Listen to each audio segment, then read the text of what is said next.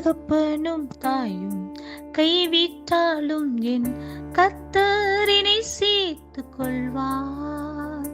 தகப்பனும் தாயும் கைவிட்டாலும் என் கர்த்தரினை சேர்த்துக் கொள்வார். அஞ்சிடாமல் கலங்காமல் பயமின்றி திகிலின்றி அனுதினம் வாழ்ந்திடுவோம். அஞ்சிடாமல் கலங்காமல் பயமின்றி திகிலின்றி அனுதினம் வாழ்ந்திடுவோம். காலையும் மாலையும் வேலையும் கர்த்தரை கருத்துடன் பாடிடுவேன். காலையும் மாலையும் வேலையும் கர்த்தரை கருத்துடன் பாடிடுவேன். பரிசுத்தர் பரிசுத்தர் பரிசுத்தர் என தூதர் பாடிடும் தொனி கேட்குதே. பரிசுத்தர் பரிசுத்தர் பரிசுத்தர் என தூதர் பாடிடும் தொனி கேட்குதே. கர்த்தருடைய பரிசுத்த நாமத்துக்கு ஸ்தோத்திரம். லூக்கா எழுதின சுவிசேஷம் 15வது அதிகாரம் 22வது வசனம். அப்பொழுது தகப்பன் தன் ஊழியக்காரரை நோக்கி, நீங்கள் உயர்ந்த வஸ்திரத்தை கொண்டு வந்து இவனுக்கு உடுத்தி இவன் கைக்கு மோதிரத்தையும் கால்களுக்கு பாதரட்சைகளையும் போடுங்கள். கொழுத்த கன்றை கொண்டு வந்து அடியுங்கள். நாம் புசித்து சந்தோஷமாய் இருப்போம். ஆம், இந்த வார்த்தைகளை சொல்வது இளையகுமாரனாகிய அவருடைய தகப்பன்.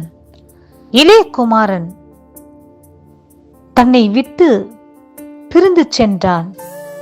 தனக்கு துரோகம் செய்து பிரிந்து சென்றான். தன்னுடைய ஆஸ்திகளை பங்கு போட்டு பிரிந்து சென்றான். சகலவற்றையும் அழித்துவிட்டு தன்னை தேடி வரும்போது இத்தனை துரோகத்தையும் அவர் மனதில் வைக்காமல் இந்த வார்த்தையை சொல்கின்றார். நீங்கள் உயர்ந்த வஸ்திரத்தை கொண்டு வந்து அவனுக்கு உடுத்துங்கள் என்று சொல்லி. பிரியமானவர்களே, தன் மகனுடைய அழுக்கான வஸ்திரத்தை பார்த்து அவர் ஏளனமாக நினைக்காமல் மாறாக அந்த வஸ்திரத்திற்கு பதிலாக உயர்ந்த வஸ்திரத்தை கொடுக்க வேண்டும் என்று சொல்லி விரும்புகின்றார். பிரியமானவர்களே, இந்த காரியத்திலிருந்து கர்த்தர் நமக்கு சொல்லிக் கொடுக்கிற காரியம், நாமும் நம் பரம தேவன் கொடுத்த விலையேறப்பட்ட ரட்சிப்பின் வஸ்திரத்தை அநேக முறை நாம் கிழித்திருக்கின்றோம். அநேக முறை நாம் தீட்டுப்படுத்திருக்கின்றோம். அநேக முறை அவைகளை நாம் தவறவிட்டிருக்கின்றோம். அநேக முறை நாம் ரட்சிப்பின் வஸ்திரத்தை இழந்து போயிருக்கின்றோம். பிரியமானவர்களே, இந்த சூழ்நிலைகள் இருக்கிற இன்றைக்கு யாராக இருந்தாலும் கர்த்தர் உங்களை பார்த்து சொல்கின்றார்,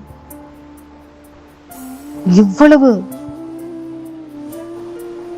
காரியத்தினால் தேவனை துக்கப்படுத்தி இருந்தாலும் கர்த்தர் அவைகள் அனைத்தையும் அவர் பார்க்காமல் நோக்காமல்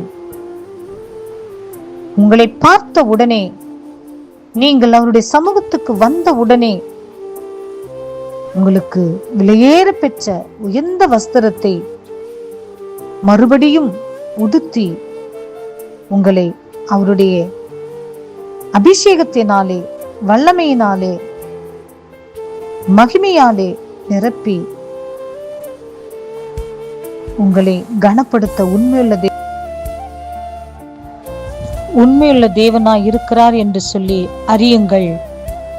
நீங்கள் எந்த சூழ்நிலைகளில் தேவன் நோக்கி நீங்கள் வந்தாலும் உங்கள் சூழ்நிலைகளை பார்க்கிறவர் அல்ல, உங்களை உயர்ந்த ஸ்தானத்திலே கொண்டு போய் நிறுத்த வேண்டும் என்று எண்ணம் கொண்டிருக்கிறார் என்று சொல்லி விசுவாசியுங்கள்.